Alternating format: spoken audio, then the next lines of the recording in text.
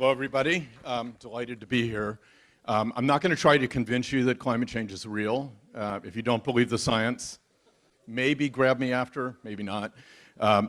It's urgent. I'm not going to give you, slide after slide of all the disasters. If you lived here last fall and spent 2 weeks breathing the horrific air, you probably know that.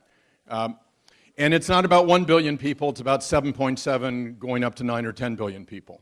So this is really critical for humanity, and for those of you who care about the businesses that you run or that you're building or that you're investing in, it's about the future economy and the health of those businesses. So I want to talk about what's needed to solve climate change, not what people often think they can do, but rather what the system requires us to do. And this conference is all about startups, innovation, investment.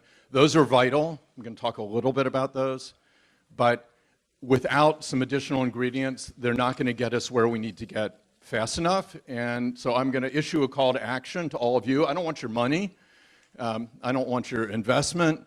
But I do want your attention for a little bit, and then hopefully your engagement on the issue. Okay. So climate,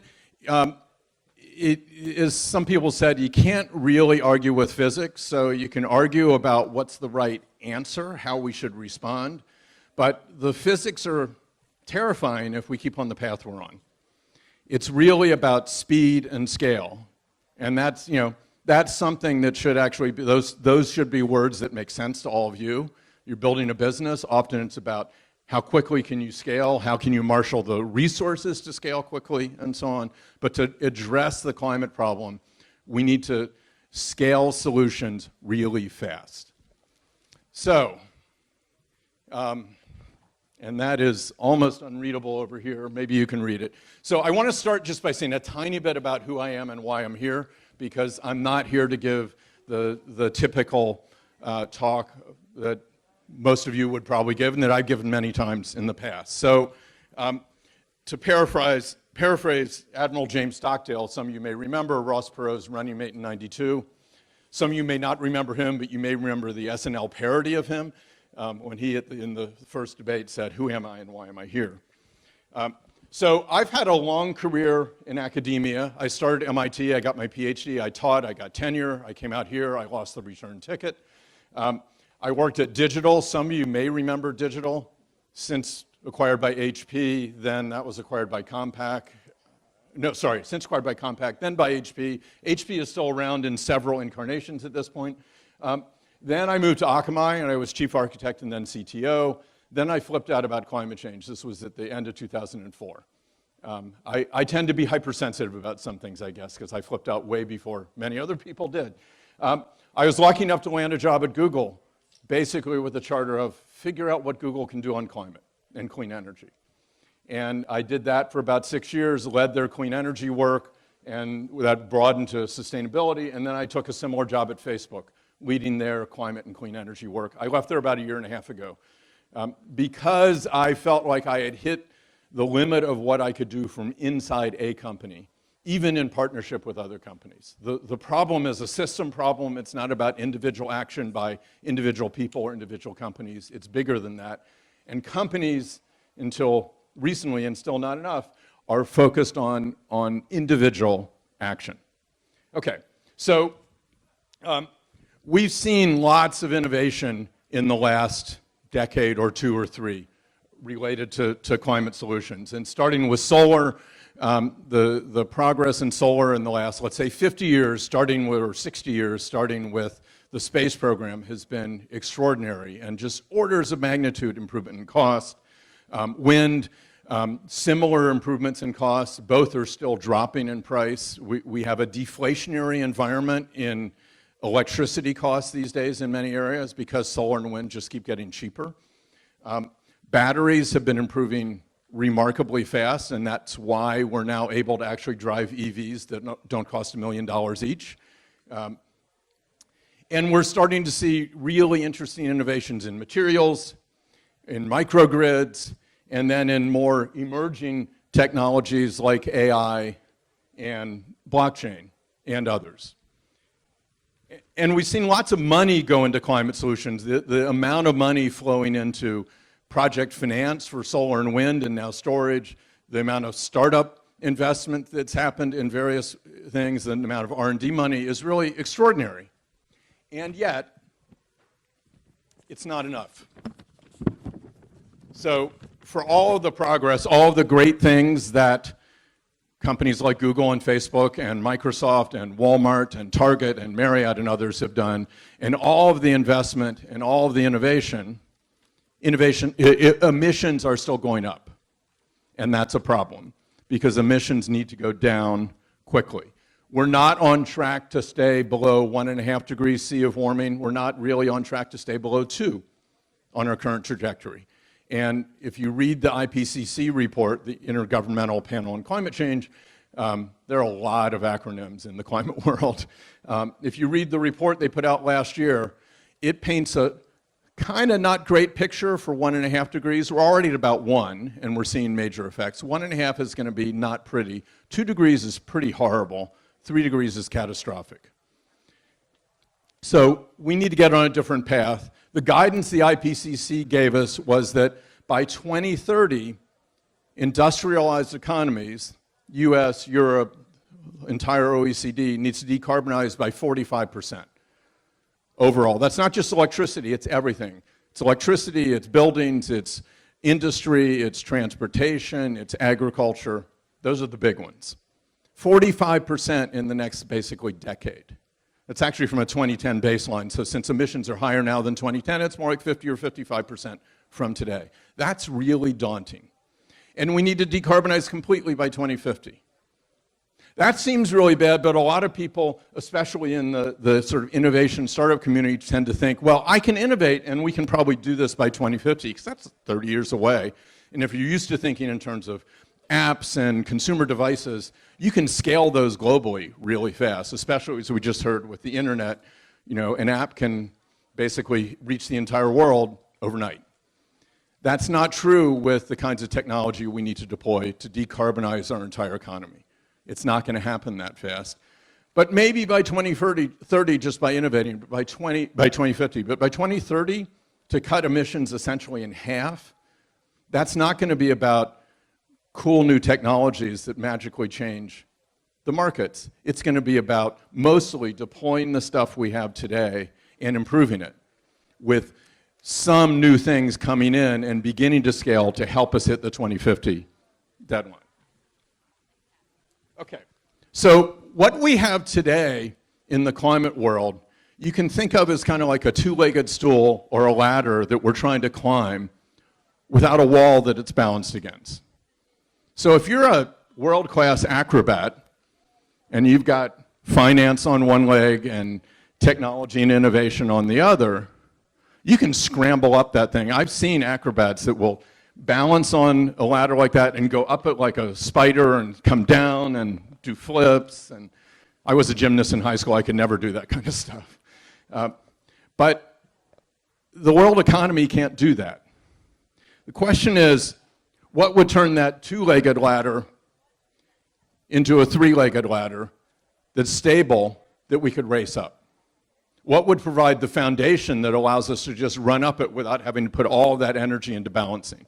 Imperfect metaphor, but still. So, one word, policy. And you said the world has changed. Globalization means that governments have less power or less ability to control things. That's true.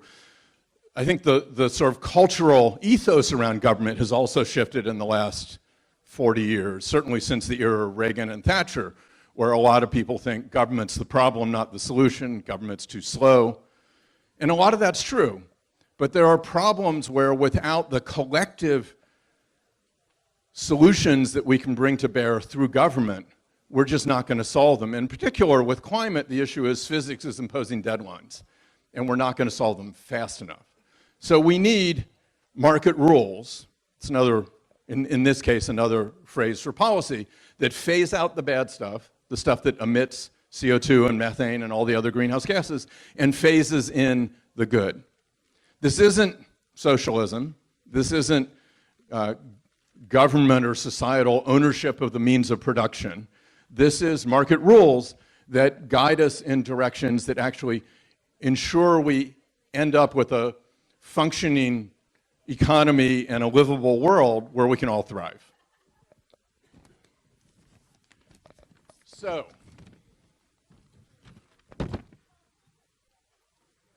so what should that policy look like? Because in the end, we've got to make some choices. And I've outlined here some key principles. I'm not just going to read them, but the first thing is the policy needs to be aligned with the science. Policies that are proposed that actually won't get us 50% decarbonization by 2030 and 100% by 2050 aren't adequate. They may be an important piece, but they aren't adequate. And having one study that says that it will achieve the necessary decarbonization, where said study is funded by, say, an oil industry funded think tank, is not really, at least in my mind, convincing evidence that is aligned with science. It's aligned with a particular ideology and a particular outcome that someone wants to achieve. If you want to build the political power to actually get any of these policies in place, the policies need to be rooted in what people call climate justice. We can't, as we transform our energy infrastructure and our economy, perpetuate the same environmental and economic injustices that we've basically inflicted on people for the last 50 or 100 years.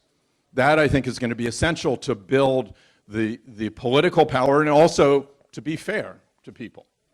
It needs to be politically possible. We've got to be able to build political power. So if you have and I've seen this with a bunch of companies and a bunch of people who are wedded to a carbon tax as the only policy that makes sense, the only policy that could possibly work because they think it's the most economically efficient. Under models of the economy, it is efficient. But if it's not politically possible, I don't really care how efficient it is. If you can't get it enacted, it's not actually doing any good. In the end, we need things that people are willing to live with and that get the job done. And then let me just mention the last one. One of the problems with a lot of policies people propose is that there's a leap of faith that we'll do this and then people will change their buying behavior, other things will happen, and the economy will move. But we no longer have a decade or two to run an experiment on the economy and see if in fact that's true. And we actually have lots of evidence that a carbon tax, for example, while useful for some sectors, is not very useful, at least today, in other sectors. So we need a price on carbon, but we also need the entire suite of policies that places like California and now New York and some other places have: clean energy mandates, tax credits, building codes, not just to move electricity where basically the price, solar and wind are cost competitive. So a price on carbon will tip electricity faster. But in other sectors, we don't have price parity between the clean solutions and the polluting solutions, which means a modest price on carbon won't get us there, and a $500 or $1,000 a ton price on carbon isn't politically possible. Okay, so why don't we have these policies today? 2 words: political influence. Those who want to perpetuate the status quo have invested pretty much everything they can over the last 40 years to perpetuate it and to slow down or completely stop progress on climate action. And what we need is political influence by those who care about climate change and are not invested in the status quo to counter that influence.